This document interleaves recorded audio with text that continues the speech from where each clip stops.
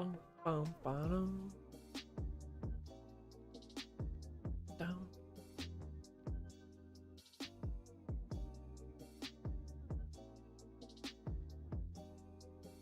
Ugh.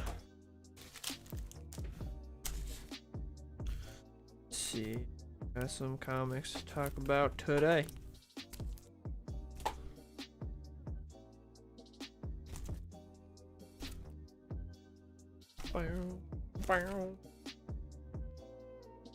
What's up, Tim Drake? JX22. How's it going, Donovan? What's up, Kari Stewart? How's it going, everyone?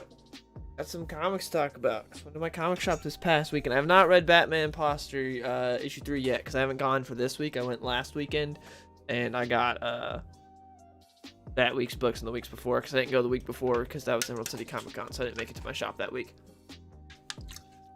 How's it going, Zach, Frank, Riley? What's up? Looking very yellow. Yeah, because the new monitor and like a thing I have on my monitor. Like, see if I or it provides light-ish.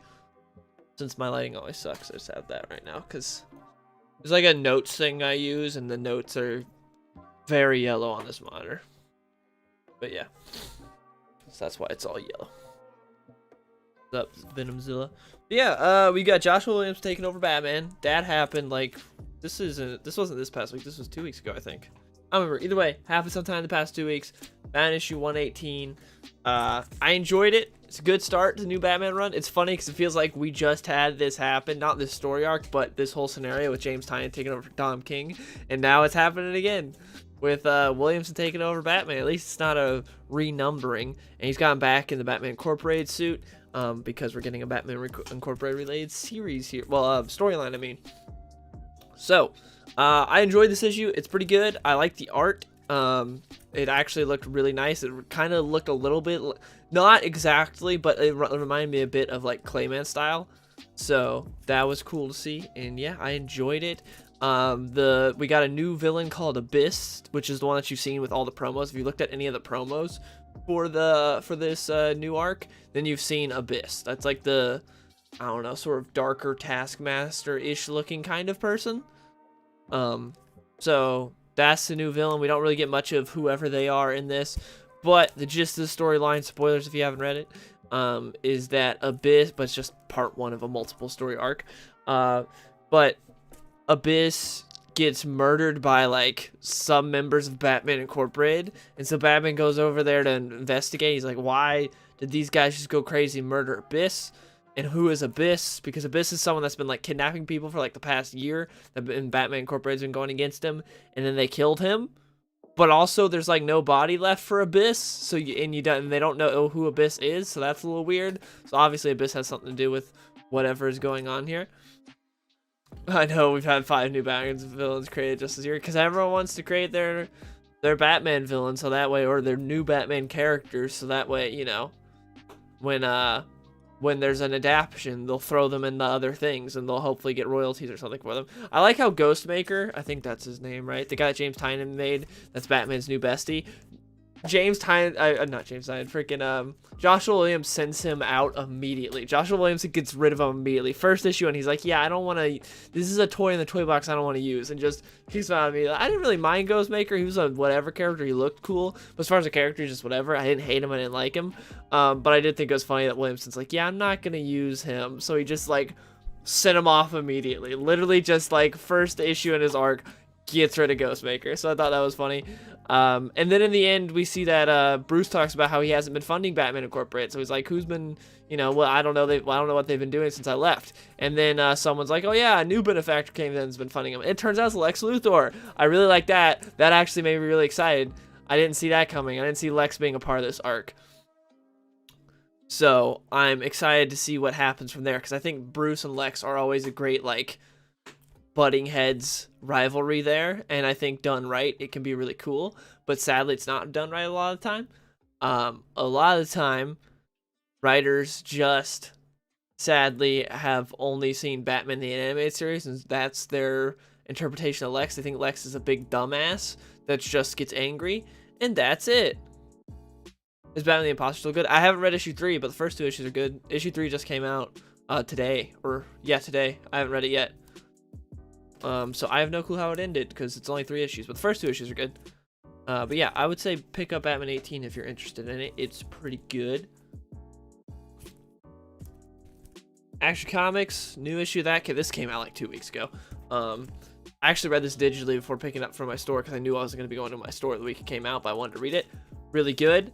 It's freaking stuff is happening. We finally have Superman confront Mongol. This big buildup. We finally got to it and did not disappoint. Superman fights Mongol with his team, and his team just gets torn apart, which is great because I do not give a crap about his team. Like, they chose the most just... Ugh. Yeah, Joker War did fall off. Joker War was good until it just kept going and never ended, and then Harley was a huge part of it. That stuff was annoying. If Joker would have been way better if it was like 3 issues shorter, and if Harley actually died. That would have been cool. But Action Comics 1037 was really good, and like Superman's team gets torn apart. The Authority, which I'm happy about because the Authority sucks and is a really stupid team and is not interesting at all. Like, they're not. Welcome, Logan Shefflin.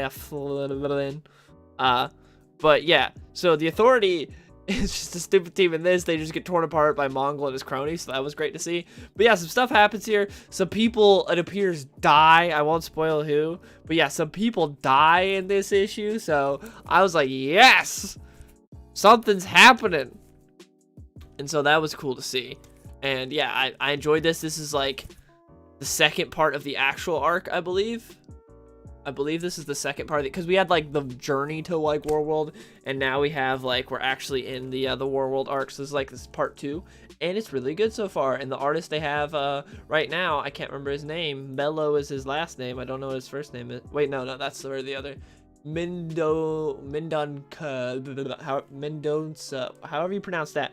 Artist did a good job, because they're kind of in between artists right now, because they just had Daniel Sampier step off of the book, and Ricardo Federici is going to be taking over in like January.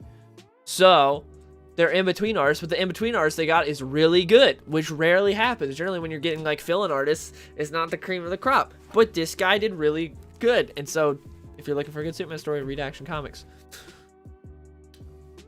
Ignoring.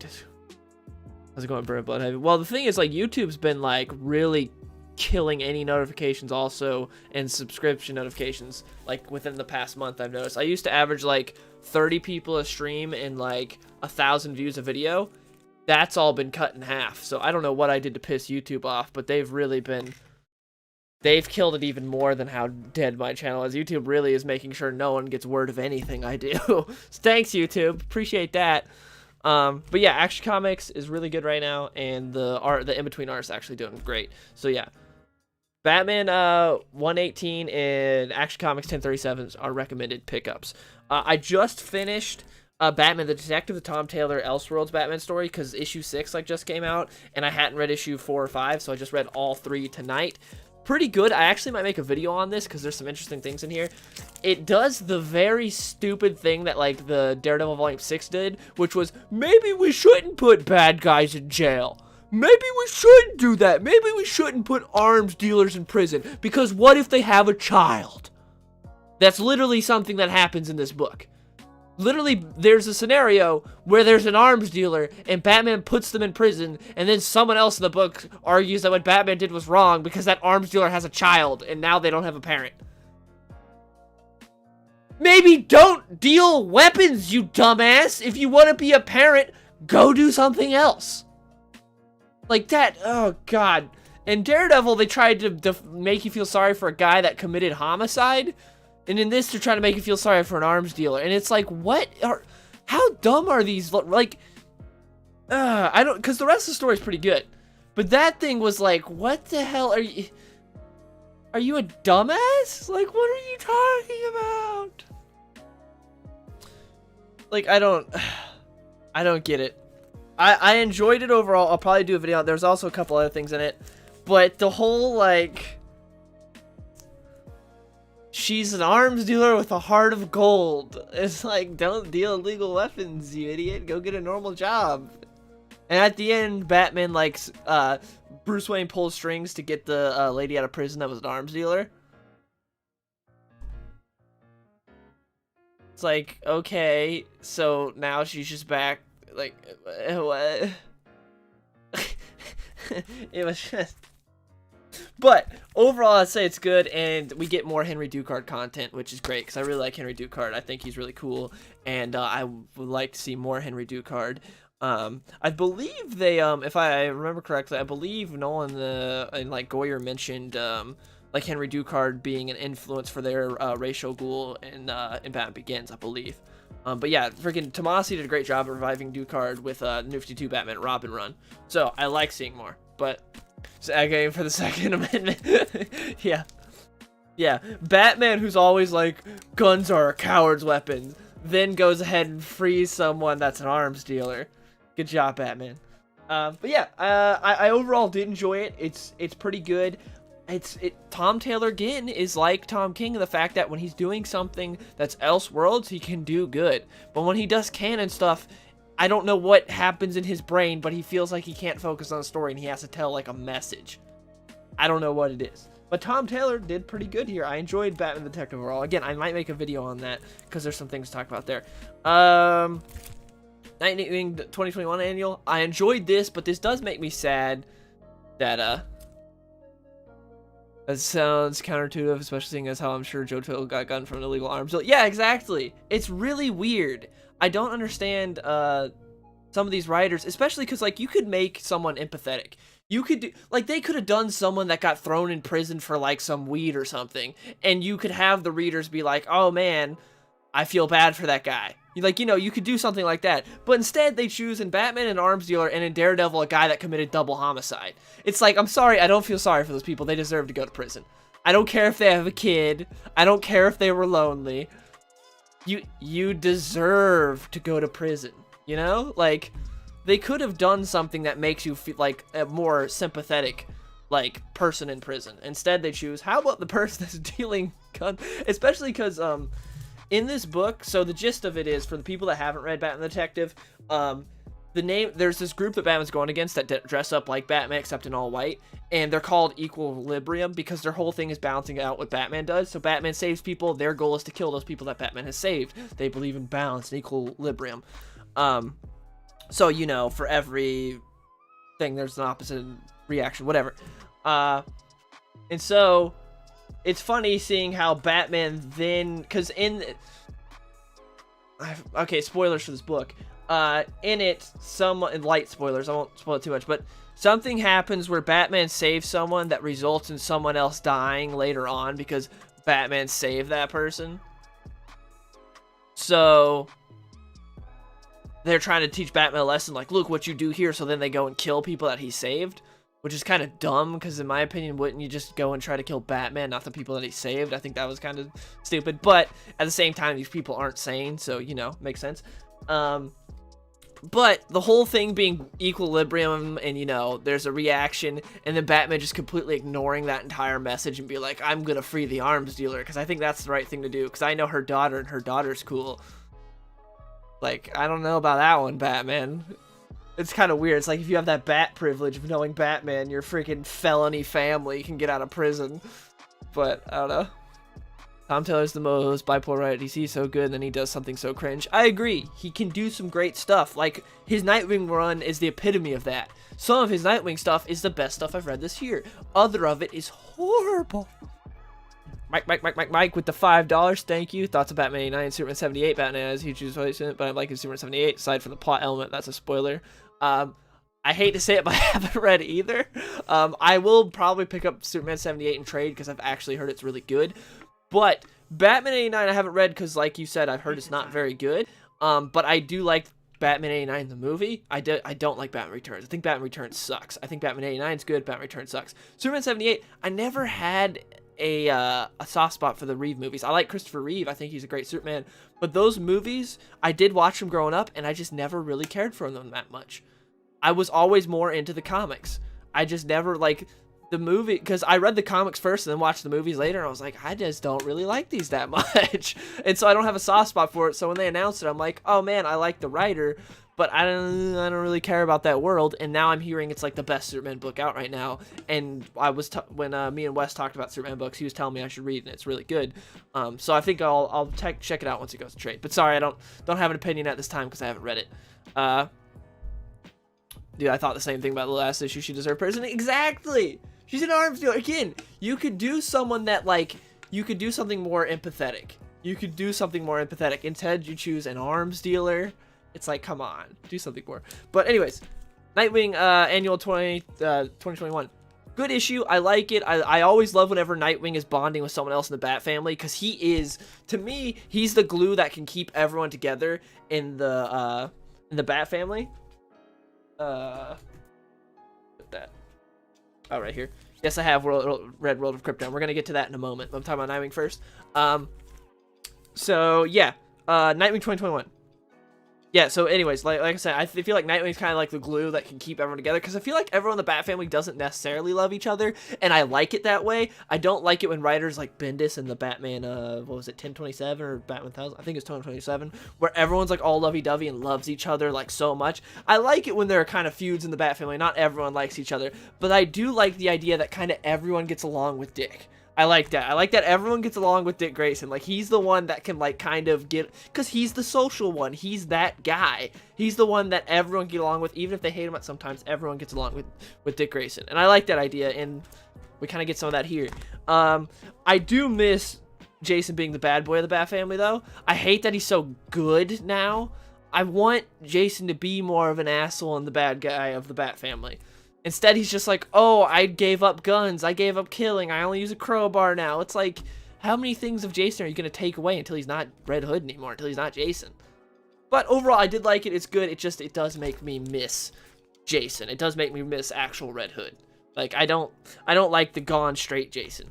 I like the more loopy Jason.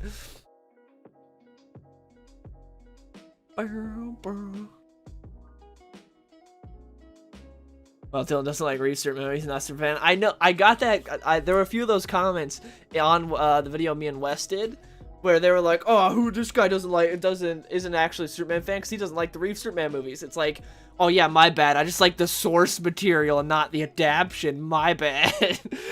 Superman's like the one thing where if you like the source material more than the movie, more than the adaptation, you're not a true fan, because you have so many people that grew up with the Reeves movies and nothing else and see that as the epitome of Superman. I just think that's funny. Gotham Knights hopes. I hope it's good, but it's probably not gonna be good. That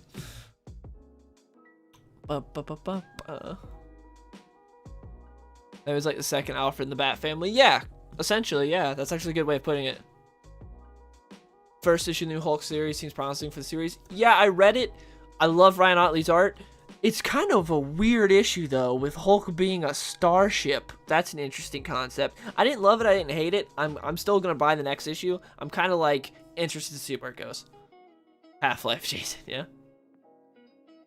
Christopher Reeves is the best part of them. Like, the rest of the movies the rest of them aren't that, like, the rest of the elements of it aren't that great. But I love Christopher Reeves as Superman. We need more Red Hood and the Outlaws. I'm kind of over Red Hood and the Outlaws, honestly. Like, I was kind of bored of that a while ago. Yeah, Judd Winnick, Jason, top tier. Exactly. I wish we got Redhead Jason. I thought Grant Morrison did something really interesting with that. Yeah, Grant Morrison did do awesome stuff with Jason. I thought he did the next best thing after On the Red Hood, when he really made Jason, like, the freaking ugly duckling of the Bat family, and showing how, like, how Bruce treated him and wanting him to be Dick Grayson, wanting him to be just like the previous Robin, even having him dye his hair, going to extreme lengths. I love that.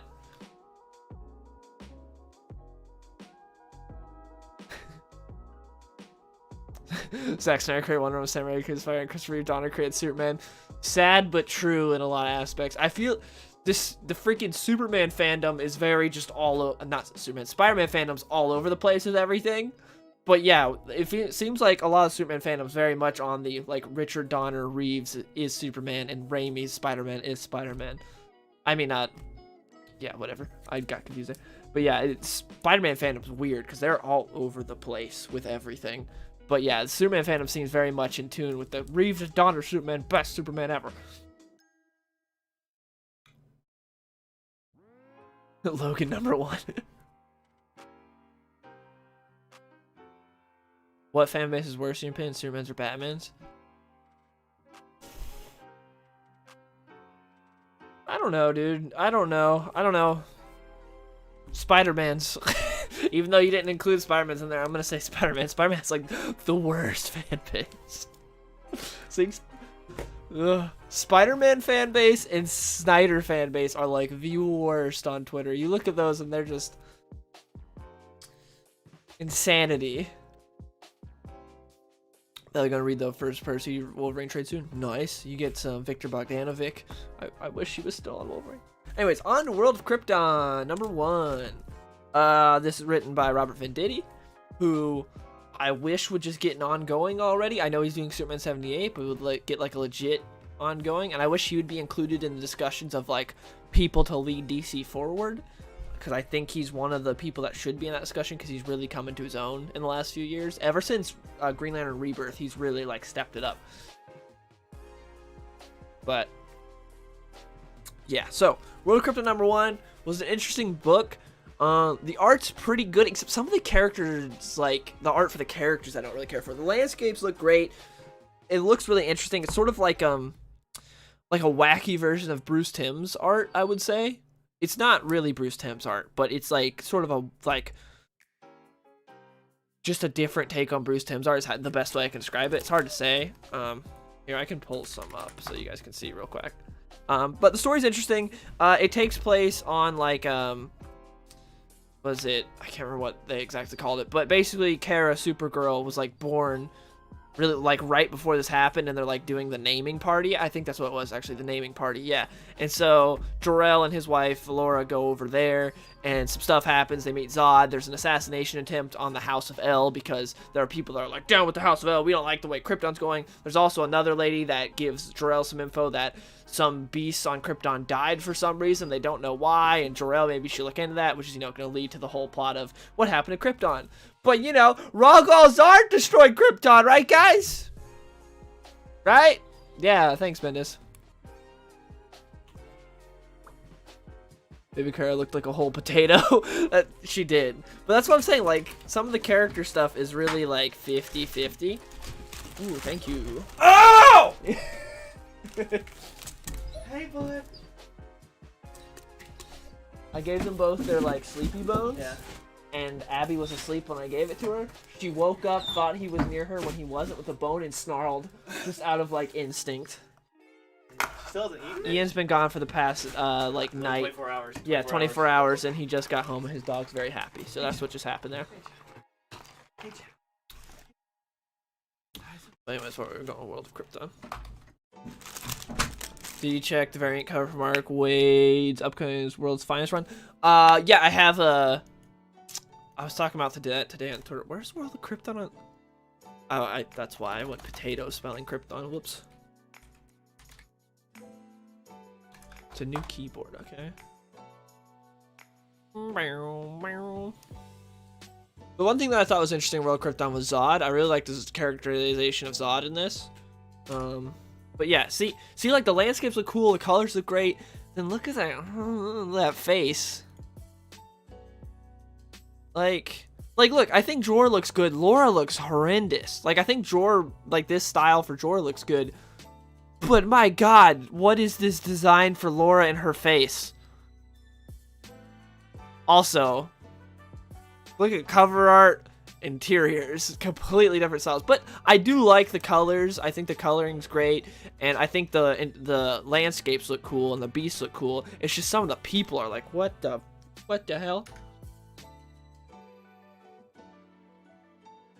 Models aren't great, but the backgrounds are great. Exactly.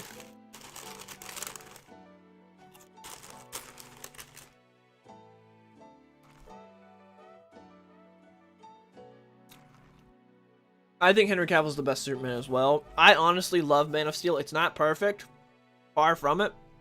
It has a lot of mistakes, but I really like it. And I've made several videos on it because I really like Man of Steel.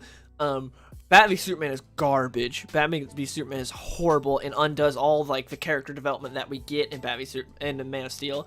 Henry Cavill's even talked about in interviews, which is funny because he talks about how like the character and the arc they were trying to build with Man of Steel and how they never got to follow that up, which is hilarious because Batman v Superman happened after that. And in interviews, Henry Cavill's like, you know, we never got to follow up with what I wanted to do because we had Clark, you know, be young and new and make mistakes, and the next step was for him to be that heroic figure that we get out in the comics. But we never got to do that. And it's like, man. But yeah, I really like Man of Steel. Zack Snyder's Justice League, I like the movie. I think it's good. Superman in it isn't really in it very much, and I like Superman's portrayal in it for the most part. I thought he went a little too ham at the end there when he freaking like heat visions off his horns, and yeah, I think he went a bit too ham on Steppenwolf in my opinion. But other than that, I liked him in Zack Snyder's Justice League. I feel like it's very cartoony style for a very serious story. Yeah, kind of.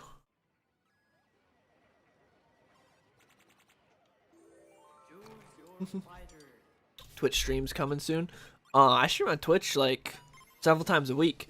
I might be streaming on Twitch later tonight actually. But yeah, link in the description if you guys want to follow me on Twitch or stream on Twitch a lot.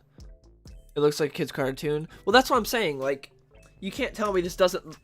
How I initially described it was like a different take on Bruce Timm's art. Like, that looks very Bruce Timm-esque in terms of the characters.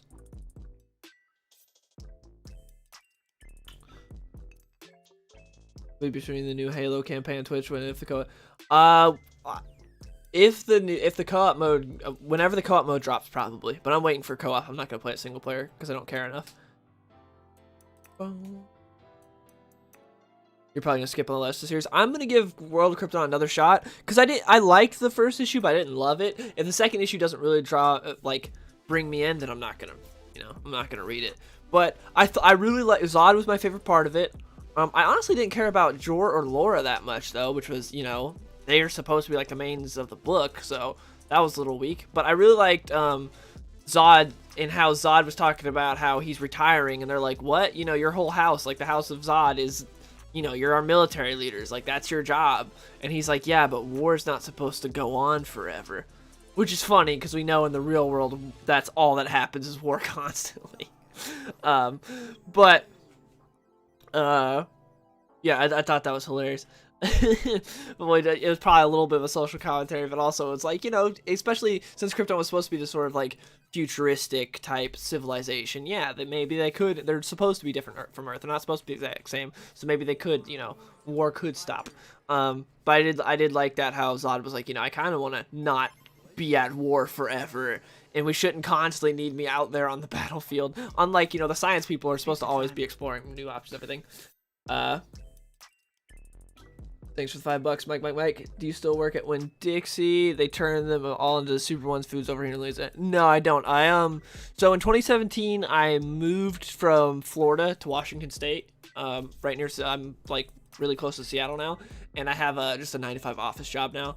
Winn-Dixie was just where I worked when I was like a teenager, basically. And now, I actually have to make good money now, so I have like a 9-to-5 office job. But yeah, I didn't know they turned them all into Super One foods. Dang. Yeah, because before, I don't know if they had them where you were at, wherever you're at, but I worked at Sweet Bay, and then Sweet Bay got bought by Winn-Dixie, and we changed to Winn-Dixie. But yeah, I'm up in Washington now, and I just work an office job now. So yeah, no more retail / grocery for me. His art in the world's equivalent similar to Bendis' Powers run. It does look kind of like the Powers art now that you say it. Yeah, I didn't think of that because I've seen that art, but I've never read that book. But yeah, I know what you're saying. Do you have a favorite Jarrell design? Might be John Burns. I know it's crazy looking, but I like it. I really like John Burns Jarrell. Like, it's freaking crazy looking, but I really like it. There's a freaking fly, dude. Trying to find a good picture of it on Google Images. Come on, give me like a straight up. And thank you for the $5, Mike. Appreciate it. All right, well, this is it. I like it. It's like, it's crazy, but it is otherworldly and futuristic looking, and it doesn't look too goofy. I like John Byrne's design for it. I like this one as well. This is kind of like the classic, but this is very like, this is how everything like 50s, 60s science fiction looked like. What's it that I'm trying to think of? Freaking, what was that sci-fi show from like the 50s? Gordon something? Oh man, I can't remember what it's called. I watched some of it when I was little. I can't remember what it's called, but it looks like something straight out of that. To where this like is something like different. Like this looks like a lot of things from that era. To where this looks like different, and I like it a lot. That's probably my favorite Jarrell design. Robert and Tomasi should write anything they want for as long as they want. DC at this point, they more than provide themselves compared to. They more than prove themselves compared. Sorry, the chat's moving. I got lost. Compared to more than the current roster of writers at DC. I agree. They are definitely the upper echelon of writers at DC. But sadly, DC doesn't see it that way. At least Williamson's getting the recognition he deserved after having like years on the Flash of being really solid. I'm glad Williamson's getting recognized now. But I hope Tomasi and Venditti can as well. You gonna play Warzone soon? Maybe. Everyone talks about how much the map sucks, so I haven't had like the itch to play it. I'll play it eventually, but I just haven't had the itch to. I missed DC when it was at its prime. I missed freaking Rebirth DC as well. What's up, Luke?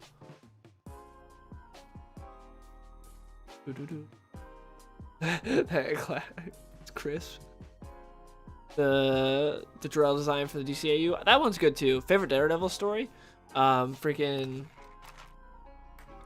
Born Again. Born Again's great. Flash Gordon. That's it exactly. Yeah, Flash Gordon. Yeah. Don't tell my wife you gave $5. Your secret's safe with me in chat.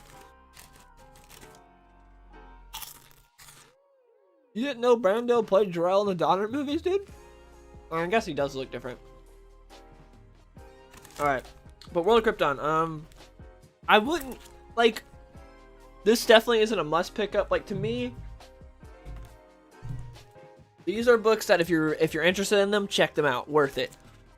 If you're really, really interested in it, check it out. But otherwise, I don't know. I feel like wait, because we don't know how it's going to be. So, it's not bad, but it definitely doesn't get my full recommendation yet. This is the other book I read, but there's not really much to talk about yet. This was one of the weaker issues of Bounty Hunters. What else? Is this my other book? Yeah, these are the other two books I picked up, but I haven't read yet, which is Darth Vader, which I'm really behind on, and Star Wars, which I took off my pull list, but I still have like the issues that were pre-ordered coming in. So, yeah, haven't read these yet, but that's what I picked up this week. Action's definitely better. Yes, action's much better. I really like action and what's going on there.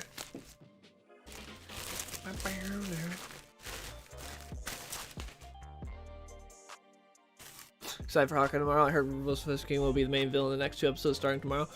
Well, that'll be interesting. I've enjoyed Hawkeye for the most part, but it's been like a lot of the other Disney Plus shows where it's just not that great. Like, I don't know. Disney Plus, just with all the money they have, they still have not been able to pull together like a great show that's consistently great. Like, they haven't been able to do it, which is weird because they have all the money in the world. I guess maybe because it's still being done by committee, maybe that could be it. Because that's a big problem with Marvel, is like, aside from the Russos, a lot of like the movies you get are like by committee, and there's no like driving force behind it, which is how Disney likes to do things. They like, you don't have like one creative force, you know? You just have like, oh, we have this way of doing things, and this is how it's gonna get done, and so that's why everything feels the same. Which might be the problem with Disney Plus. Maybe they're doing that as well.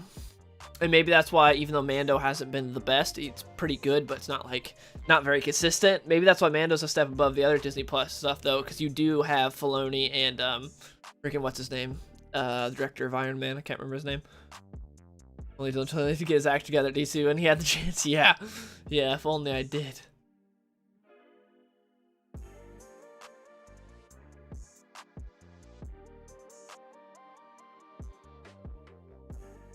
I've heard the new season of Young Justice is not very good. Has anyone in here been watching it?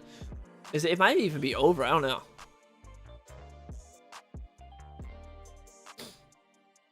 Yeah, Tomasi had a great run on Nightwing.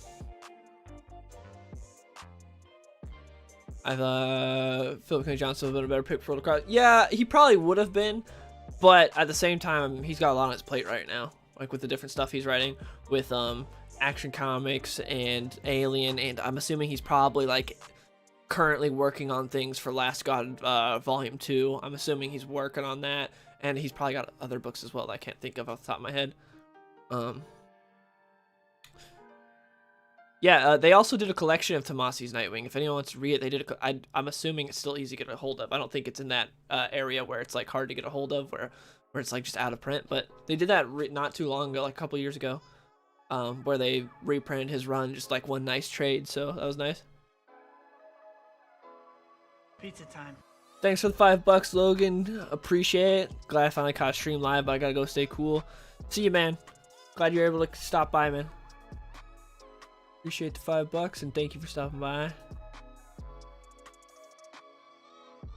Busting Nightwing is amazing. Second best behind Dixon in terms of best runs. It's really good. It is really good. Imagine Mafia type Justice League, like how there was a Russian Justice League that's called Red Sun. There's not enough freedom in the storytelling. Definitely when it comes to the Disney Plus stuff. Well, Disney in general. Besides Batman 89 second, I really hope DC gives Batman 89 Superman 78 a crossover. I wonder if they'll do that. I mean, obviously the market's there. You'd have a lot of people buy that probably, especially if you marketed it well. Did you book your tickets? Are you talking about for Spider-Man? Yeah, I'm seeing Spider-Man Thursday night. Friday morning at work's gonna be rough because I'm seeing Spider-Man at Thursday at like 11 o'clock. So that's gonna be rough. Waking up on Friday morning after seeing Spider-Man. I like Disney Plus shows. They're like Pepsi and Daredevil's like the Disney Plus shows have their moments, but aside from Mando, I haven't really enjoyed that much of like the other like. Okay, Vision and Scarlet Witch, WandaVision was good, but not great, and then the finale wasn't very good. Falcon Winter Soldier sucked. It was really bad. Loki was pretty bad for the most part, with like some good moments here and there, like some good episodes. But overall, I didn't really care for Loki that much, which I was actually really excited for Loki based on the marketing. Hawkeye's been good so far, but nothing's blown me away yet. Is that all we've gotten? I think that's all we've gotten so far. But yeah. Yes, I knew Jon Favreau directed off. Can we just count that first Higgins volume as his whole run? I wish, dude. I wish he had more, like, at least he got to do his penultimate story. That was good. Oh, Tomasi's done way more for DC, good for DC than Bendis and Taylor. Yeah, definitely. And they signed Taylor to the exclusive contract. It's like, okay.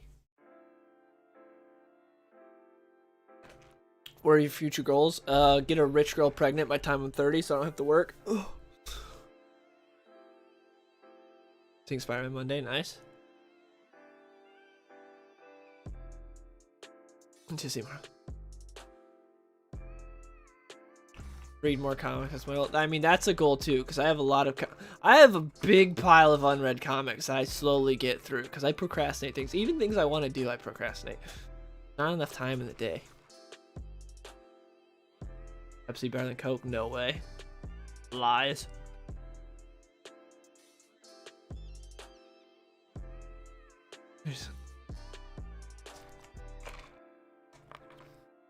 We're probably going to see a Daredevil show with hopefully OG cast, the same showrunner. I hope so, but who knows? Like under Disney Plus, with how it seems like, with how Disney creatively caps like people, I don't know how Daredevil will be. I'm happy that Daredevil's going to be back, and we already know that from leaks from other things. But I hope that they do it just. I mean, with how Disney Plus has been, I love Daredevil as a show, but I wouldn't mind them just doing it as a movie, you know? You know? Like, do that.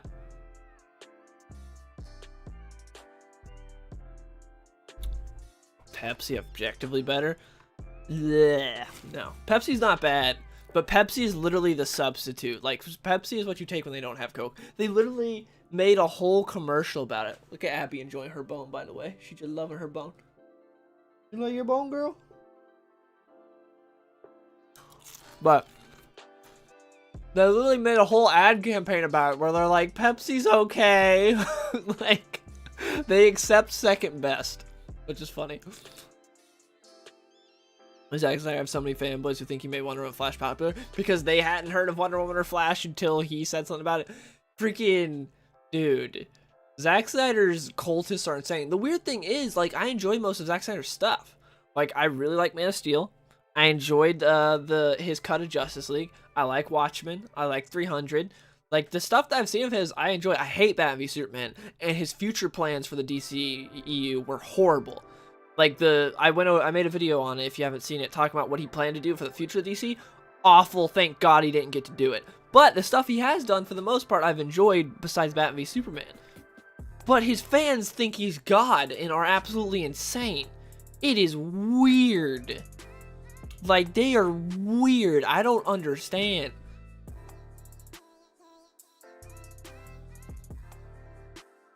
Do you prefer single issues or collections? I like trades better. Not necessarily omnibuses, because I have omnibuses, but they're hard to read. Omnibuy, omnibus, omnibuses, omnibuy. Well, however, the plural of omnibus, I have those. They can be hard to read because they're like huge, and you're like trying to freaking.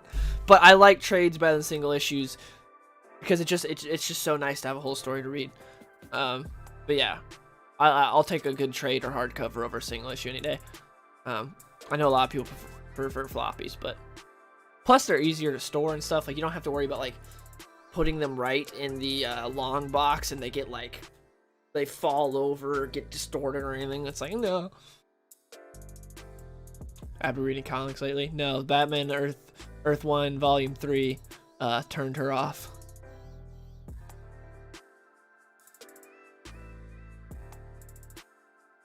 Obviously, a show would fit Daredevil. We know that, but a movie could too. It's just because you've seen Daredevil done better on TV than you have in a movie. You know, like you could do that. Like if we had a Thor show before well, Thor hasn't really had the best movies. If we had a Captain America show, like a good one before the movies, you'd be saying, "Oh, I don't think they should do a Captain America movie. They should keep him to the show." But because we had good movies before a show, it's the opposite. It's like, oh, Captain America make good movies. He doesn't need to have shit like, you know. I wish John Bernthal was come back, but I doubt that's going to happen.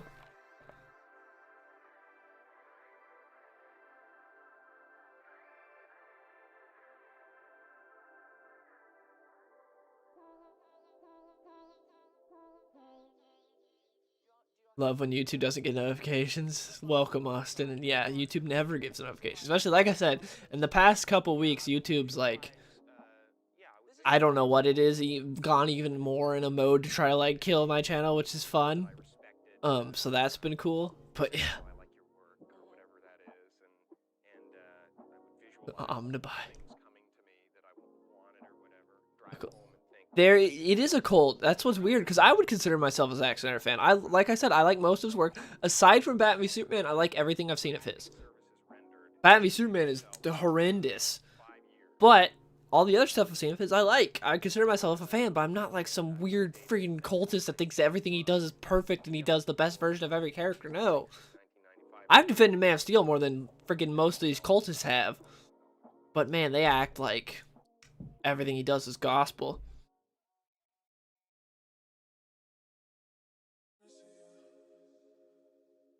Amanda Nunes as Wonder Woman live action. I don't want to quit her as Wonder Woman. Juliana Pena, the GOAT now.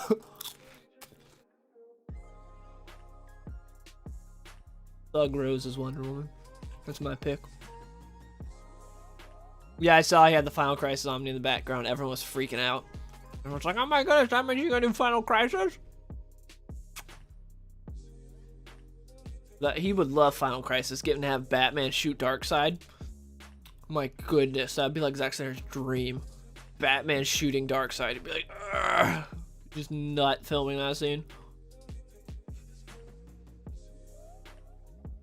Visually, Snyder's an amazing director, but not a very good storyteller. He definitely needs to be kept on a leash. He needs someone there to keep... Like, with Man of Steel, he had Nolan to keep him on a leash. But then Nolan was more hands-off Batman v Superman, because I believe he still, like, produced that, but he's much more hands-off. With Man of Steel, he's much more heavily involved. It's kind of to me, kind of like Tim Burton with the original Batman movies. I thought Batman 89 was really good. I like Batman 89. I think it's a fun movie. And then Batman Returns, it seems like they're like, okay, you made a lot of money for us in a good first movie. Do whatever you want with Batman Returns. And so we got Penguin eating people. We got Catwoman with 9 lives constantly getting murdered by Batman. Like, we got a lot of crazy, stupid crap. And that's how I feel about Man of Steel and Batman Superman. I think Man of Steel is really good, but Snyder was held on a leash a little bit. But then people are like, oh, it made money. Well, critics didn't really like it. Fans like it. Do whatever you want for Batman Superman for the sequel. So he's like, I'll bring in Batman, and I'll have him beat up Superman, and I'll bring in Doomsday, and have him kill Superman, and I'll have Lex Luthor in there. And it's like, okay, no. Someone put a leash on that rabid dog Snyder and pull him back. Because he's...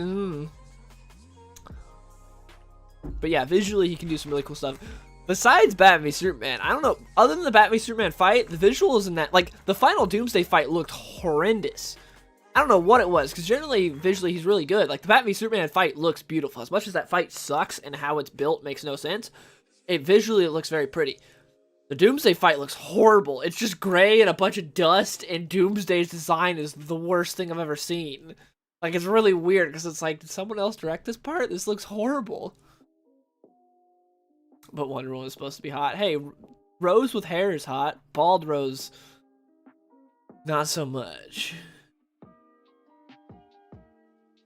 But yeah, not Wonder Woman hot, definitely. DC Comics needs to give their writers a 2 month, readers a 2 month break from events. Yeah, good luck. They could make the Punisher work in the MCU, but they don't want to.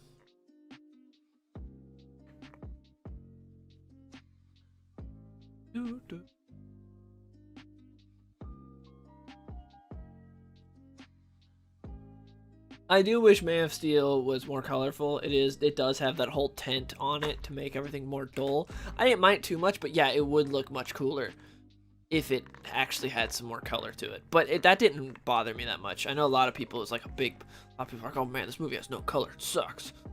I was like, I wish it had more color, but it doesn't really bother me. Doomsday looks like a Ninja Turtle in BVS. Doomsday looks like everything but Doomsday in Batman v Superman. Which, like, his design is so metal, like, in the comics. He looks so cool. He's got, like, the freaking long hair. He's got the bows. He's got the green shorts. Like, he looks sick. And then in the movie, they're like, how can we make him look the least cool as possible? How can we make him look as lame as possible? Let's just make him a big gray ball of putty. And also have him shoot lasers from his face. And then he explodes every 20 seconds. Batman Returns one of the few times where the studio should have interfered. Exactly.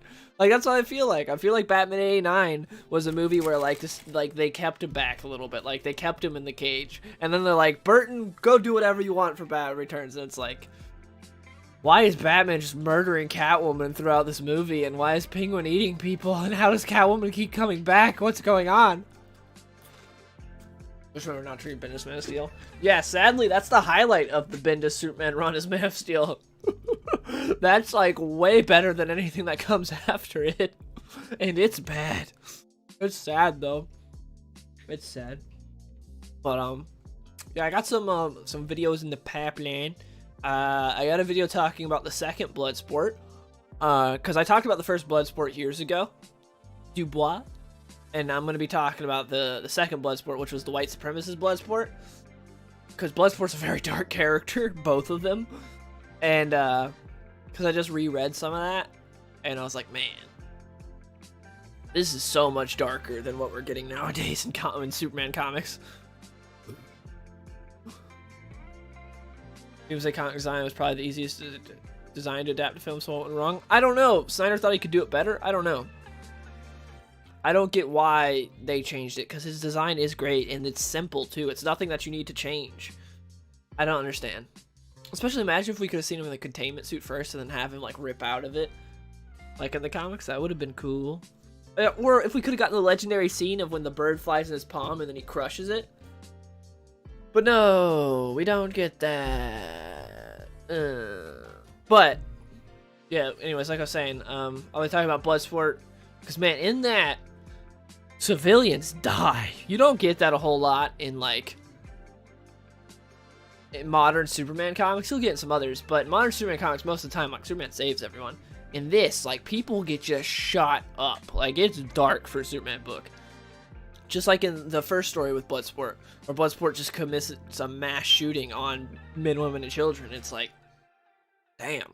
In this, you have more of the same, except for different reasons. Where the first one was just a deluded guy that's mind was all effed. In this, it's because it's a white supremacist. And so, I'm excited to do that video on that, because I think that's a interesting story that you don't really get now in terms of like how dark they went with it. And then I'm also going to be doing a video on the on which I've talked about a bit before, on Superman post Bendis. So what we've gotten, like Superman post Bendis with Philip Kennedy Johnson, and with the John Kent stuff from Tom Taylor, and with the Grant Morrison Superman stuff. BVS sucked, but Batfleck was pretty cool aside from all the murder. Yeah, that warehouse fight is the coolest part of that movie. That warehouse fight is sick.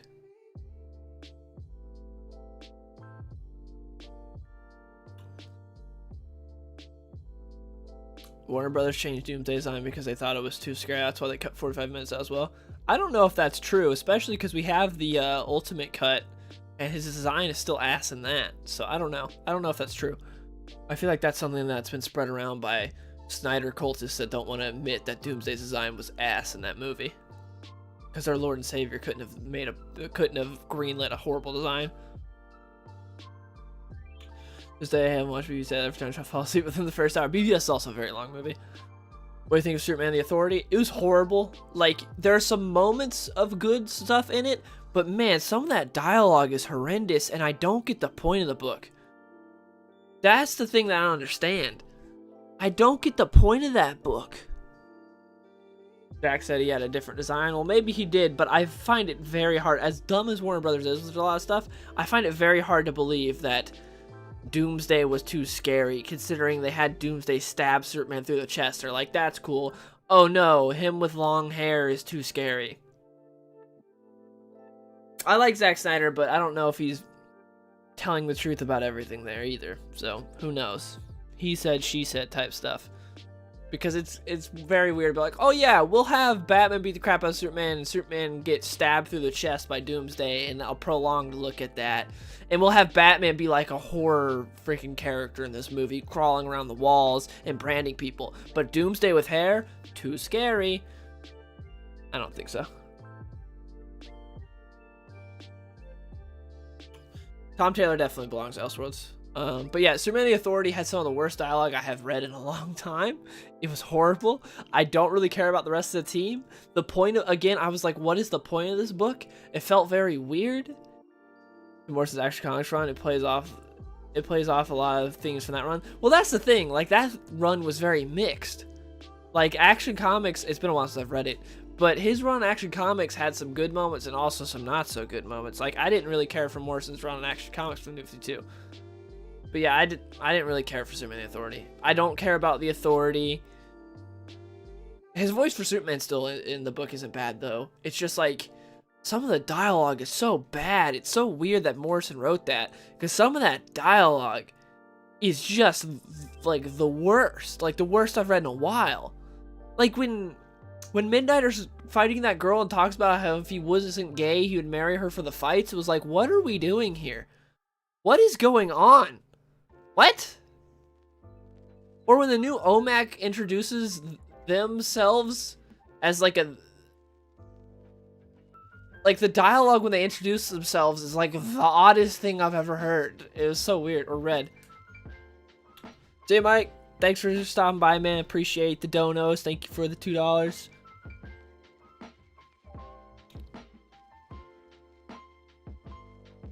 I read that Superman Authority, so they wouldn't make Superman Tyrant 5G. I read that as well. I read that they want to make him a right-wing authoritarian, which is really stupid and not how Superman is. That was the DC's just dumb, so I'm glad Morrison jumped in and stopped that from happening. Like I said, his voice for Superman in the book isn't bad. It's everything else in the book that's bad. The story is just is like pointless. The other characters I don't care about. The dialogue is horrible. Superman in the book isn't bad, but the rest of it is just like, this didn't need to happen.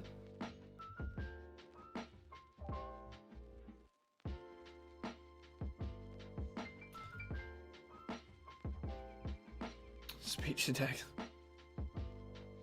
But yeah, that was, dude, that the Superman the Authority was just like painful. I was excited because like, ooh, Grant Morrison writing Superman. I was like, I don't know if we'll get All-Star if I'll get All-Star Superman Grant Morrison or if we'll get Action Comics Grant Morrison. I'm excited to see what shows up here.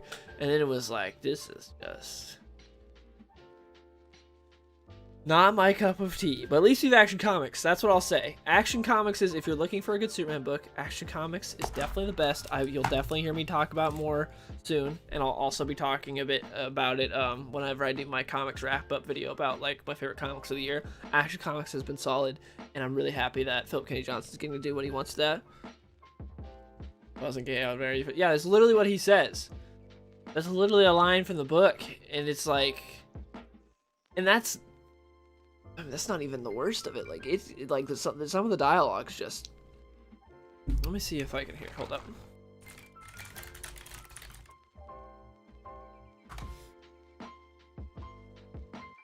Dun, dun, dun, dun. Come on. All right. Have you seen X-Men Evolution? I watched a little bit of it when I was a kid, but I don't remember much.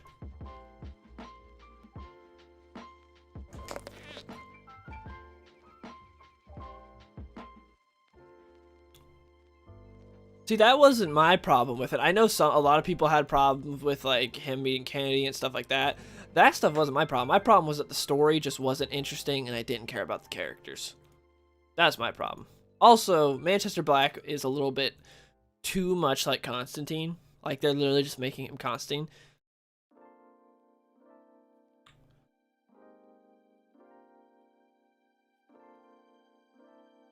Yeah, I haven't really seen. I saw some people complain about like the era stuff, like the him meeting Kennedy and having the round table, but I haven't really paid attention too much what other people think of it.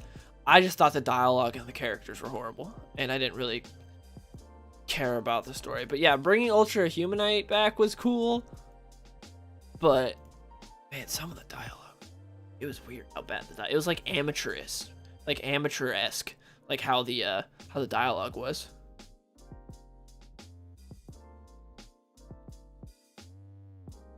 If you could have any comic book creators work on a book about a character that you think has no purpose or any interest to the mainstream, what character and who would you choose to make the book?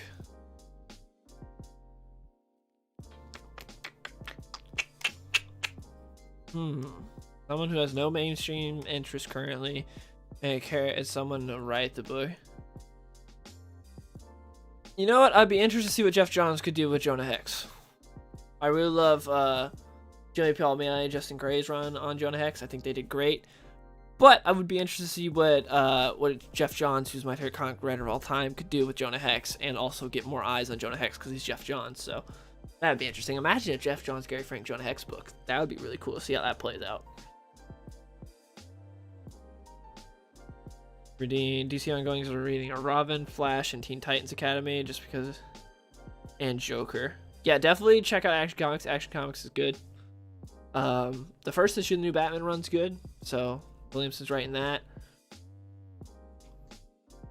What are your thoughts on the Wonder Woman game? I'm really excited for it. I'm excited for it as well. The trailer sucked because I hate game reveal trailers where it's just a CGI trailer. Give me gameplay. I could not care less about a CGI trailer.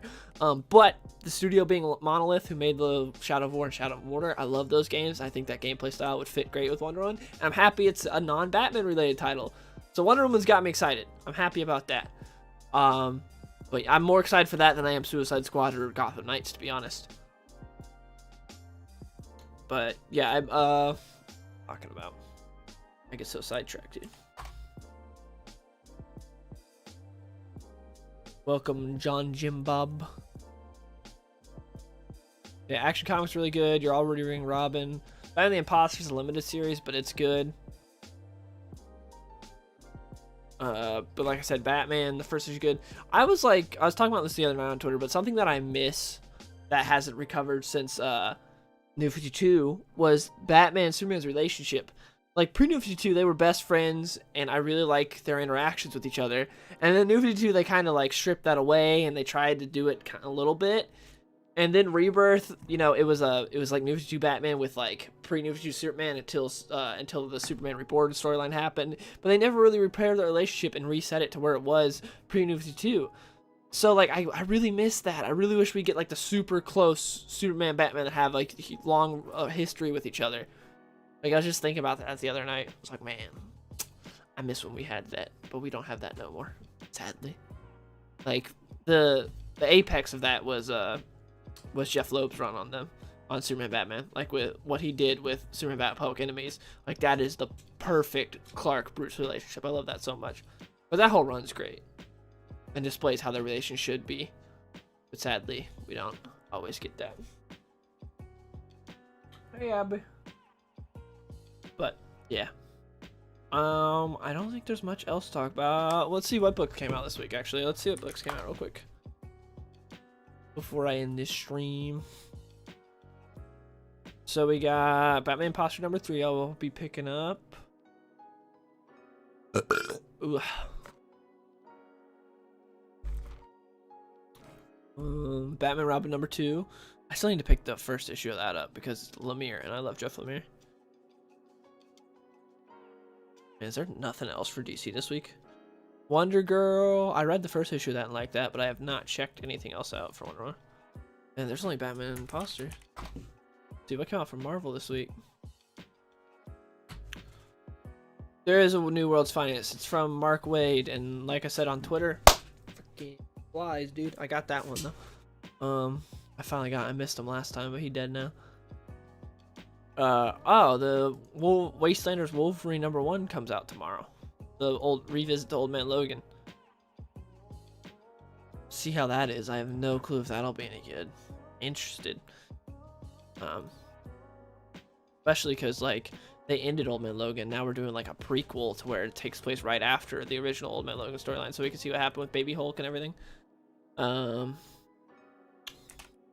But like I said on Twitter, as far as the Mark Waid thing, if you missed it, this is what I said about World's Finest. If this is Mark Waid from 15 years ago, I'd probably be excited about a Superman Batman World's Finest book, but current Mark Waid, different story. Yeah, that's it. Dan Mora is a great artist. I think he'll do great on this book, but Mark Waid's gone off the deep end is not necessarily good. So I don't have any faith in this book, and I do not plan to pick it up because Mark Waid's an insane person that doesn't really write good stories anymore. But at least we're getting a World's Finest book. We'll get some cool pages from Dan Moira. Ooh. They kill off Superman. How long do you think he's going to be dead before they bring him back to life? Until they do like another reboot or something. That'll probably be like a year, maybe 6 months. Yeah, the Gene Yang Batman Superman I have heard is good. I have not checked it out yet though, because that guy is always like, he's like the Scott Lobdell to me, to where he's just like everything's average, nothing's great, nothing's bad, it's all just middle of the road for the most part, like what he writes. So when he took over from Williamson, I was like, oh man, I was hoping to get like someone really good. But I've heard he's done good, so.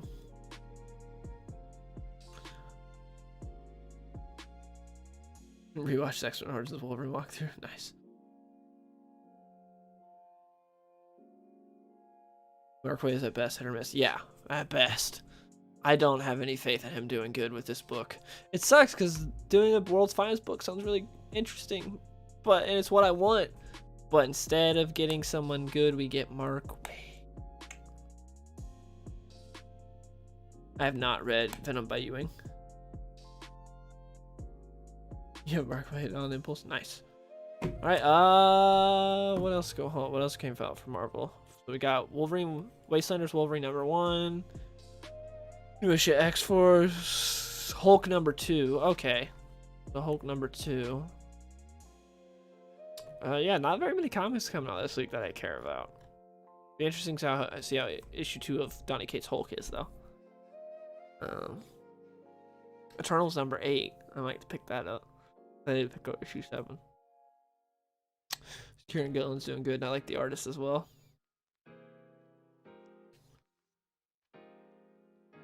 Thanks, Shannon. Appreciate it. Yeah, Battlefront days. The glory days long ago. Appreciate the kind words. Well, it's possible you might get the previous relationship if you win. You never know. True. Never know. But I don't have much faith in Mark Waid, dude. What happened to Mark Waid? He was a decent writer back then. Please don't explain to me. He went politically crazy. Even more so. Like, because Chuck Dixon's talked about this. If you listen to him talk about it, he talks about how, like, back in the day, you used to be able to, like, argue with your editor about politics at lunch and then go back to work and be fine. Now, if you have a different opinion than someone, you're evil. You can't just have different opinions. You can't just one person has a right opinion, one person has a left opinion. It's now, you disagree with me, you're evil, I'm blacklisting you, you're out of here. So Mark Waid very much went on the deep end and kind of just, like, lost his storytelling talents and values his political agenda over anything else. So it's kind of sad. But also, his best work was good, but I think a lot of Mark Waid's stuff's overrated, to be honest. I've talked about this before. And also, Kingdom Come was like an Alex Ross story. Like, Alex Ross did everything for that. I think Mark Waid just did the dialogue. I believe, like, Alex Ross did, like, the story and everything. I think Mark Waid just, like, did the dialogue, actually, for that. But, yeah. Yeah, it was Wade, his hate consumed him. That's actually a good way to put it. His hate consumed him. I heard Donny Cates Hulk ruined the end of Immortal Hulk. I haven't read Immortal Hulk, so I don't know.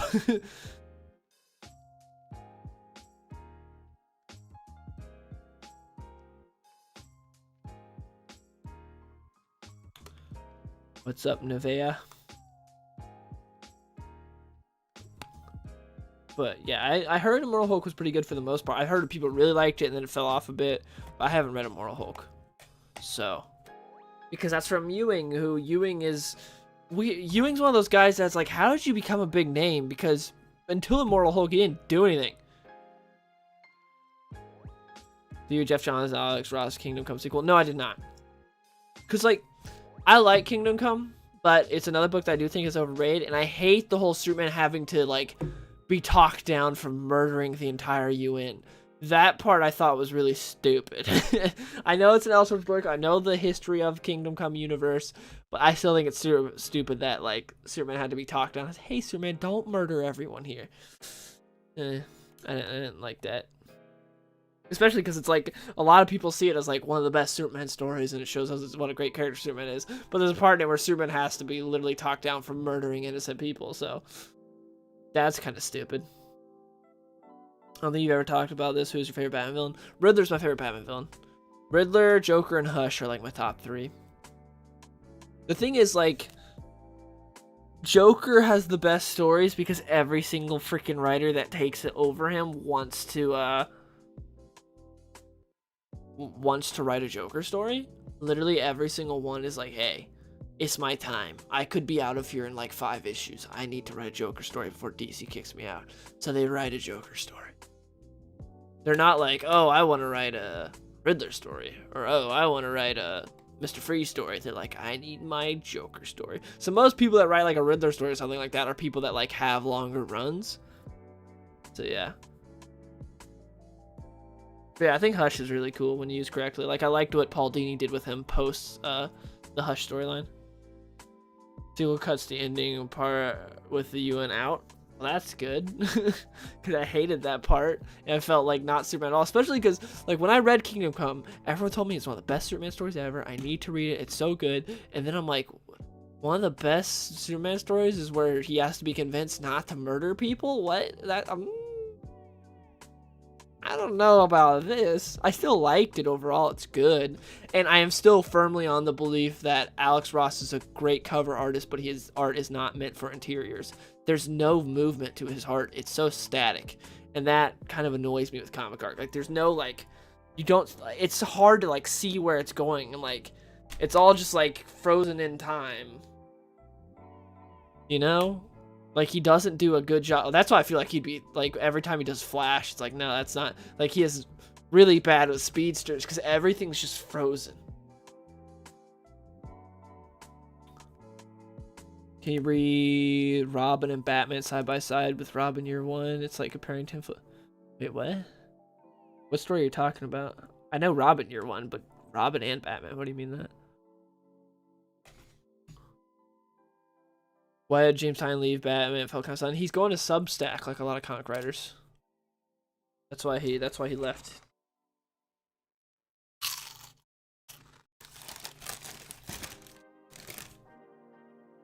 Yeah, that's how I feel about Kingdom Come. Like, it's good, but it's not as great as everyone says. That's how I feel about Birthright as well. I think Birthright's good, but I feel like it's not as great as everyone says.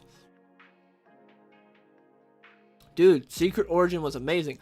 Something that was I already own Superman Secret Origin. I own the trade, but the deluxe edition hardcover at Emerald City Comic Con, a place had it for like, it was like $5 or $10. I was like, oh man, I wish I could go and scream about this to people. I'd be like, buy this, someone, because I already had it, so I didn't need it. But I was like, this is such a good deal.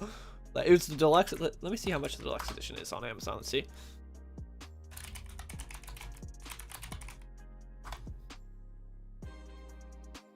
$32 on Amazon. $32. And if you're buying it like from a shop, it'll be $40. And it was like $10. I already have it in trade, and I don't really need the deluxe edition, because I'd rather spend that $10 on something I don't already have or haven't already owned.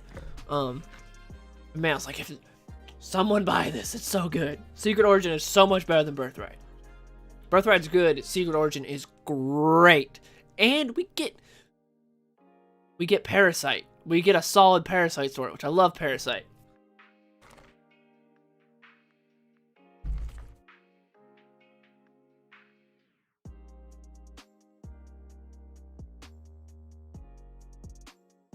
Robin and Batman by Jeff Lemire, the current ongoing. I heard the first issue is good, but I haven't read it.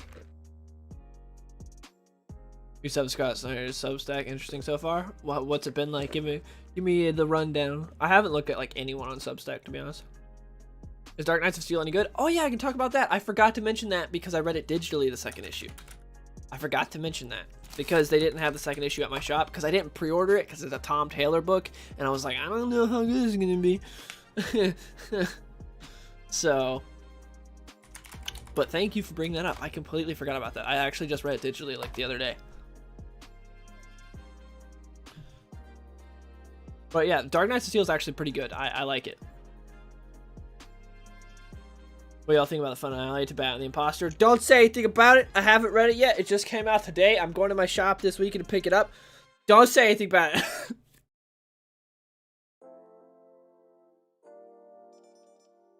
But I like the first 2 issues of Batman Imposter. Superman Man of Steel is also good. Yeah, it's really good. Secret Origin is freaking fantastic. Would I ever compare all the origins to Superman one day? Maybe. That could be that could make a good video. He has a lot of origins. Tom Taylor is such a massive letdown and hype maker. Thank you for the $2, your boy Slam. I feel like most of his in-canon stuff is horrible. Like, his stuff for John Kent, every issue of that I've read has been absolutely terrible. His Nightwing book is 50-50. Some of it's great, some of it's horrible. His Elseworld stuff is pretty good. Like, I liked both Deceased books. I think both Deceased books are good. I just read Batman the Detective. I thought it was good, besides the, maybe we should let arms dealers out of prison if they have children. I thought that was a really stupid message. But I liked it for the most part. And Dark Knights of Steel, I enjoyed so far. But yeah, I don't get why you would give him an exclusive deal and not, like, Tomasi or Venditti or something, because I don't think either of those guys have exclusive deals, so that's kind of weird. Or Philip Kennedy Johnson. I know he doesn't have an exclusive deal, but instead you go for Tom Taylor, and it's like, guess all those interviews on CNN are paying off. What omnibuses do you have? I have a bunch. Do I have any in here with me? I might have some in here with me. I have 2 in here with me.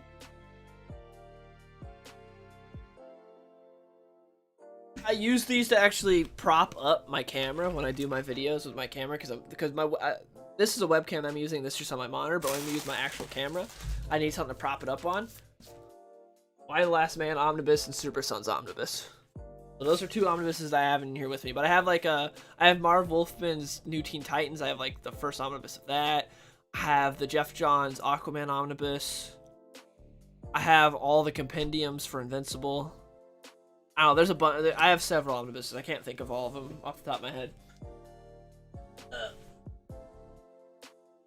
Anyways.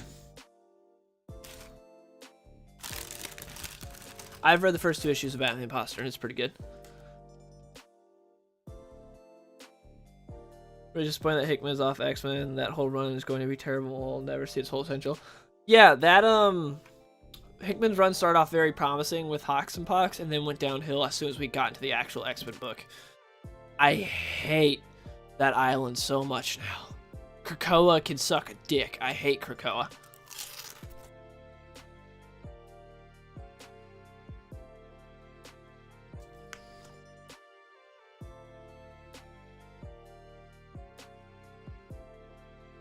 That sounds pretty cool. Dude, that dialogue from the newest issue of John, son of Jarrell, horrible. And that name still pisses me off, that son of Jarrell, not like son of Clark or something. That's still stupid. Like, when he was born, he's son of Clark. Like, he's son of Clark Kent. Like, did you read Superman Rebirth or Road to Rebirth or freaking what's it called? Or not. What are we on now? Oh, this is so laggy inspired. I'm gonna reset anyways. But yeah, it's like he didn't know he was freaking. Oh, did I say son of Jarrell? I did, didn't I? Kal-El, I meant. But yeah, he didn't know he was Kal-El until way later on. He's son of Clark. It's so stupid. Batman the Imposter. I haven't read the final issue, so I can't say it as a whole. But first 2 issues were good.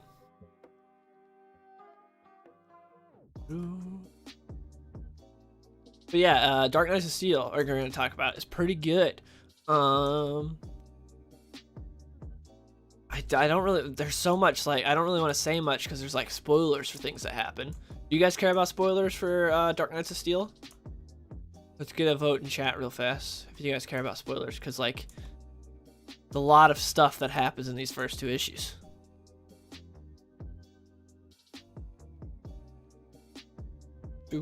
But I do like it. Again, I think Tom Taylor's meant for Elseworlds. Put him on a mainstream book, put him on a canon book, and he goes crazy. I think G.I. Joe constantly doing crossovers with Transformers is stupid. I'm happy that IDW is losing like the publishing for that, and I hope that someone good gets the publishing for G.I. Joe, and we actually get some good stuff.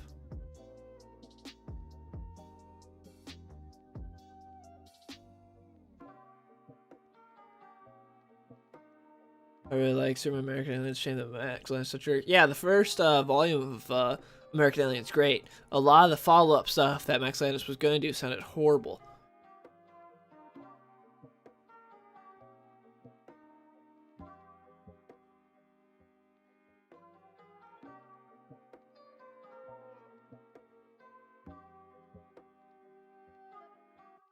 Yeah, Hoxapox is great. I haven't read Inferno, but I heard it's good for the most part. But Hoxapox is great, and I just hate everything with it. Like, Krakoa at first was interesting, and now I just hate it so much, and I want it to burn to the ground and get nuked, and, like, I hate it so much.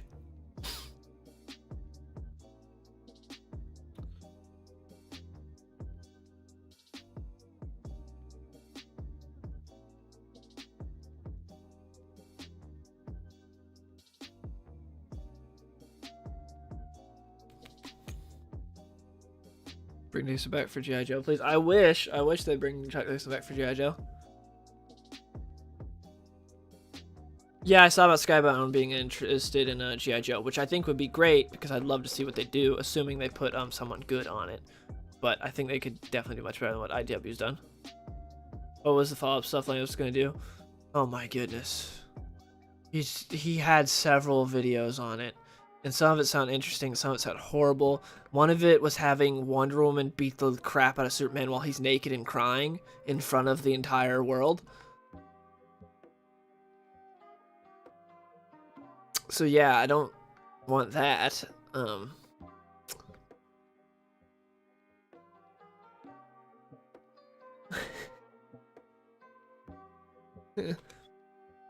But the sequel was going to be like him taking on Batman because he was going to be working for Batman. And then him and Batman were going to have like a big fight and stuff. It's not that good. Yeah, exactly. Like Vanilla said. There's some interesting moments, but a lot of it sounds horrible. And I'm glad he didn't get to follow up American Alien. I guess I won't talk about anything spoilers for Dark Knights of Steel. But Dark Knights of Steel has been good. I can't really say anything without spoiling.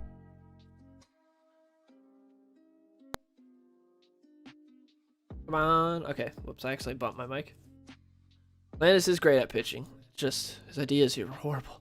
But yeah, all I'll say is if you're interested in Dark Knights of Steel, check it out. The first two issues have been pretty solid. I like it. I'm interested to see where it goes.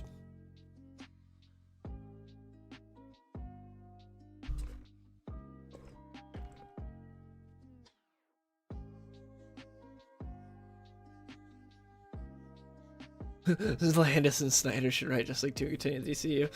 That would be very interesting. A lot of conflicting ideas there, but who knows?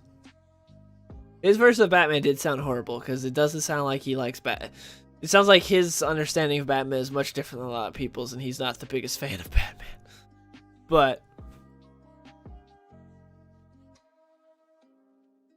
well, I don't know. I'm just glad he didn't get to follow up on his ideas because they didn't sound good.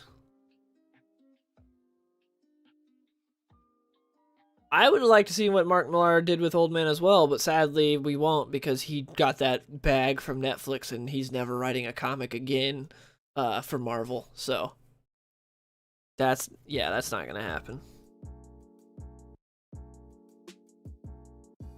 And they already like had Old Man Logan's story finish. Dark Ages doing well. I haven't read Dark Ages. I actually have not checked out Dark Ages. I haven't really even heard anything about it either. I'm glad it's good though. But I have not checked out Dark Ages at all. But I think that's actually it to talk about. I'm excited to read the third issue of Batman Imposter this weekend. Would be your reaction if DC just called you up one day and asked you to write a Superman comic? Terrified. That would be my reaction.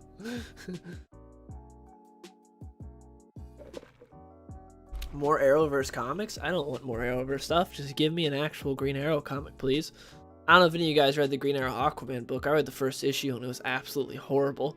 That was disappointing because I like Green Arrow and Aquaman. And that book was awful. Thoughts on Inferno so far? Have not read it. Thoughts on saying Spider-Man is now the most popular hero of all time? I mean, it's arguable. He's been like the most profitable for a long time. Like every year, if you combine like everything, like merch and all that stuff, like Spider-Man always makes more than like every other hero. How's it going, Dustin? So he might be. I feel like not in terms of like who wins a popularity contest, but in terms of like, how do I put this? In terms of like recognizability, I guess I would say it's him or Superman in terms of recognizability. Like people like go anywhere in the world and show them like a Superman symbol, people know that's Superman, you know.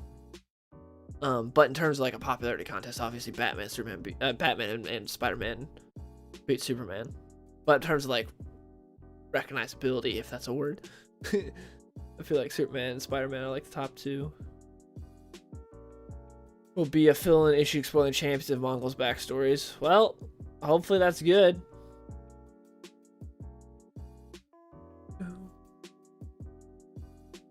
DC Vampires is amazing. I read the first two issues and it's really freaking good. Has issue 3 come out yet? Did I miss that? Did I miss issue 3? I read the first issue. I read the first two issues. I made a video on it talking about how it's really good, which I was surprised by because Tynan and okay, issue 3 is not out yet. I haven't missed it. But yeah, Tynan and Rosenberg are doing it, so I didn't know how it was going to be, but I really like the first two issues. I was surprised at how good it is. Like, I made a video on it. If you haven't seen it, you should watch it because it goes into more detail than I can off the top of my head while streaming. But yeah, I did, this video right here. Do you want to watch me talk about DC versus vampires? I did this video that no one watched. But yeah, you want to hear me talk about it because it's actually a really good book. Whoops, wrong screen. I'm excited for Deceased 3 as well. Favorite writer, Jeff Johns. That's what I thought, that when Tom Taylor was like, oh, I have a new book that I'm going to be doing before it was announced that was Nightwing, I was like, he should write Green Arrow. Tom Taylor has the voice for Green Arrow. If he wants to go all like lefty political, that works with Green Arrow. You know?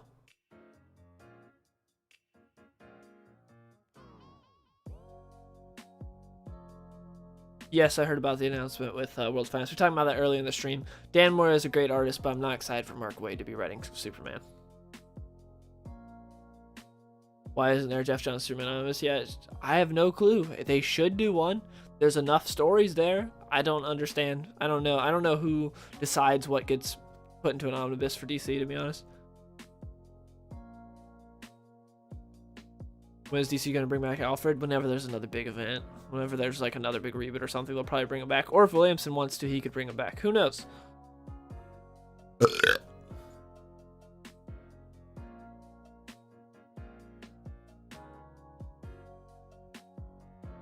Oh, my favorite's dying up already. DC vs. Vampire is actually really good, though. Daffy versus Donald Duck? Oh, Daffy all the way. Of course, Daffy, dude. If anyone says Donald, you're out of your mind. Daffy's way better in every single way. Do you have any interest in trying to grow your channel? No, I've been trying to actively kill my channel for years. And it's working.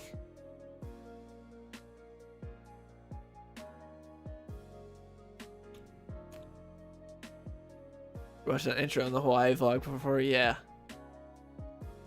Definitely.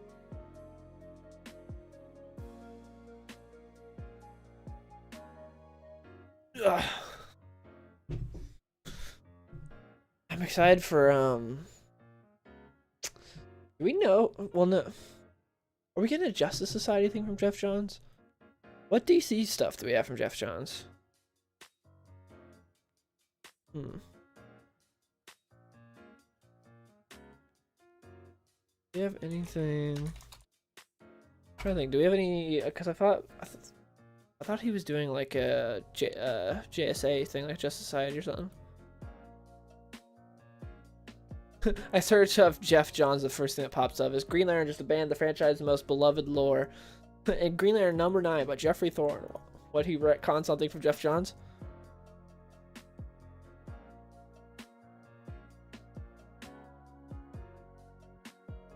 See, the Emotional Spectrum was a notable addition to the Green Lantern mythos, but changes the franchise put a new spin on the favorite concept, on the fan favorite concept.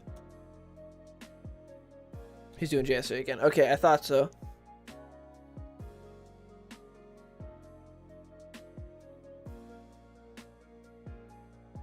I never get these, but how they just Flight Find Broken Thought. It's just... Current ring bearers seem primed to leave this noble part of Green Lantern history on. The first reference to the Emotional Spectrum coming from John These Sky. Yeah. While they vary both terms of personality. Okay, come on. What did Jeff... Not the best art. Green Lantern 9 by Jeffrey Thorne, Marco... Blah, blah, blah, blah, blah. Features John Stewart fighting an epic battle with Isak of New Genesis, who's stealing the life source of innocence to power a cosmic weapon. Though defeated, John is able to survive a powerful attack from Isak enforcers, something another citizen of New Genesis, Lonar, requests John being an ascended. What? Lonar tells John that he draws cosmic energies, but has been limiting himself to one most familiar to him. For John, it's obviously the willpower that has fueled Green Lanterns for years, but it's Lonar's mentioned that the force most for John was misunderstood by guards being part of the emotional spectrum. Essence, Lonar hints the light of willpower is not merely a part of the spectrum, but something much more grand and mysterious. Oh, this is his way of saying, actually, John's more powerful than Hal. That's what the writer's doing. That's literally him trying to say, actually, John's more powerful than Hal. Because if you don't know, the writer hates Hal Jordan and made it abundantly clear before writing Green Lantern that he thinks Hal Jordan's a horrible character and John Stewart's the best Green Lantern. So that's his workaround. That's funny. Yeah, which Tom Taylor interview are talking about? He's on CNN like every other day. Being like, hello, I wrote Superman. My him guy. That's my Australian Tom Taylor accent. Spot on.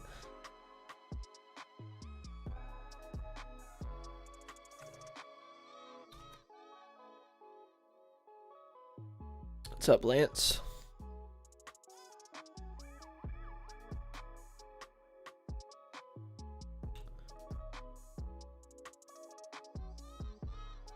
Are we actually getting the air cut from Suicide Squad? I have no clue if that'll be any good. Probably not, but who knows? If we actually get it, I'm surprised. I didn't think we'd actually get it. Unless HBO Max really needs a boost. Both companies have a real problem with artists. True, but I feel like Marvel definitely has a worse problem with DC when it comes to having good artists.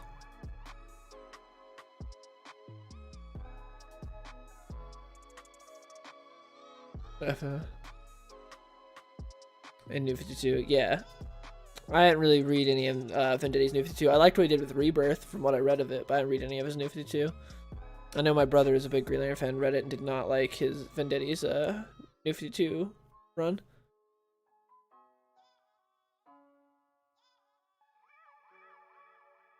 See you, Venomzilla. Thanks for stopping by, man.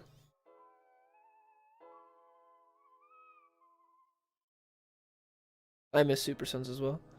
But yeah, it's funny that this is just his workaround to get to be like, actually, John Stewart is the most powerful Green Lantern. He's been limiting himself. He's way more powerful than Hal Jordan. But it's funny that he just talked about how much he hates Hal, the best Green Lantern, and then DC's like, you're hired to write Green Lantern. That'd be like me getting hired to write Harley Quinn. Like, I'm out here all the time talking about how much Harley Quinn sucks and I hate Harley Quinn. And if DC is like, hey, you are a good pick for Harley Quinn, it'd be like, don't put me on Harley Quinn. Because if you do, I am resetting her back to factory settings, and she is going to be what she was originally. And that's not what you want if you want Harley to make money, because people like this new version of Harley that sucks.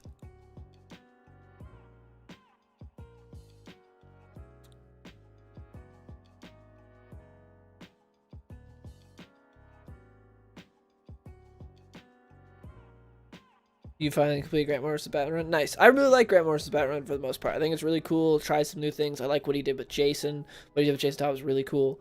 And I obviously the Dick Grayson, Damian Wayne, Robin dynamic is freaking fantastic. Yes, he did slam Jeff Johns as well. In one of his Twitter tirades. I can't remember exactly what he said, but yeah, I remember him saying something about Jeff Johns.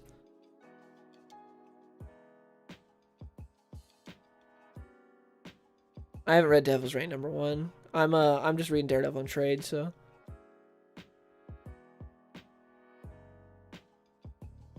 Be like Frank Miller's right, Superman. Yeah. Harley that laughs. So yeah, we didn't get the Harley that laughs, but we did get Old Lady Harley for some reason. So that was interesting.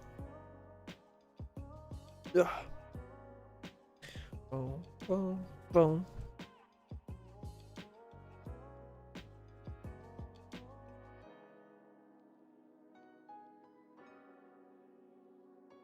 Boom, boom.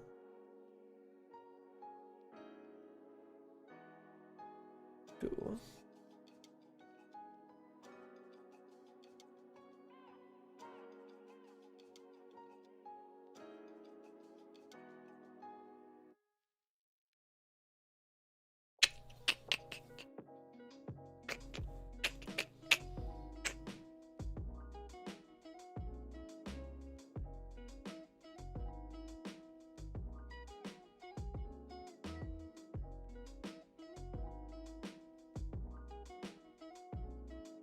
Yeah, Frank Miller should never be allowed to write Superman again. But sadly, we got Superman Year 1. Woo. But, okay, this time for I think that's it. I'm going to end the stream here. Thank you to everyone who showed up. I appreciate it. I appreciate all the support. Yeah, I got some videos in the pipeline. I'm going to hopefully get done in the next, like, couple weeks. Thank you, everyone. Support means a lot, especially right now with, like I said in the past, like, couple weeks, YouTube's really just been, like, we're not going to let anyone know about your videos at all. So that's been cool because my views have literally been cut in half. I used to like average about like 1,000 views on a video, and now I get like 500. So that's cool. Thanks, YouTube. So any support I get, much appreciated. Thank you guys. And yeah, I'll see you guys later. Good night, everyone. Hope everyone has a good week, and I'll be seeing Spider-Man Thursday, and I'll probably have a review up this weekend about Spider-Man, most likely. Probably. Unless I just don't feel anything about the movie. In that case, I probably won't say anything about it at all. But, good night, guys. See ya.